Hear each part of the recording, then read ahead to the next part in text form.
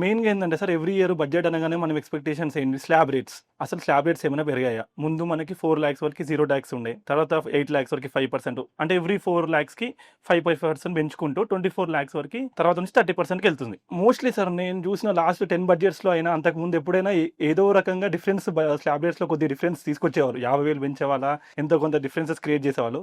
This is the only budget maybe ఇటీవల కాలంలో వచ్చిందంటే పెద్ద డిఫరెన్సెస్ ఏం లేదు స్లాబ్ రేట్స్‌లో.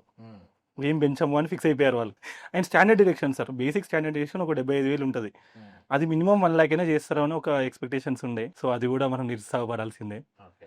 అండ్ మనము ప్రీవియస్ వీక్‌లో డిస్కస్ చేసిన లాంగ్ టర్మ్ క్యాపిటల్ గెయిన్స్ గురించి. అంటే ఇప్పుడు జరుగుతున్న సిట్యుయేషన్‌ని బట్టి ఇప్పుడు ఉపశమనం లాగా ఇప్పుడున్న నెగెటివ్ వైబ్ మార్కెట్ అంతా నెగెటివ్ సైడ్‌లో వెళ్తున్నందుకు దానికి ఒక చిన్న ఉపశమనం లాగా లాంగ్ టర్మ్ గెయిన్స్ రిలేటెడ్‌గా ఏదైనా ఖచ్చితంగా ఎఫెక్టివ్ మెజర్ ఉంటుంది. టాక్స్ రేట్ 12.5% ఉన్న లాంగ్ టర్మ్ క్యాపిటల్ గెయిన్ 10% కింద తగ్గియడము.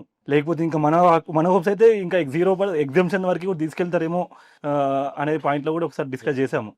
బట్ అది తీసేయపోగా దాన్ని ఇన్సెంటిఫైజ్ చేసి జనాలను ఇంకా ప్రోత్సహించడానికి చేయకపోగా ఇంకా ఈ స్పెక్యులేషన్ అవాయిడ్ చేస్తామనే పాయింట్ తీసుకొచ్చి ఎస్టీడీని పెంచారు. అవును. దాని రియాక్షన్ నిన్న మన కనబడింది మార్కెట్లో.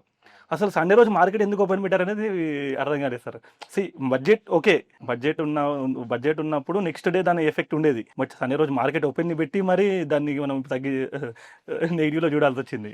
అంటే అందరికి ఒక కొత్త ఎక్స్‌పీరియన్స్. సండే రోజు కూడా సండే తగ్గితే పోతే ఎలా ఉంటది అనేది చూడగలిగాం.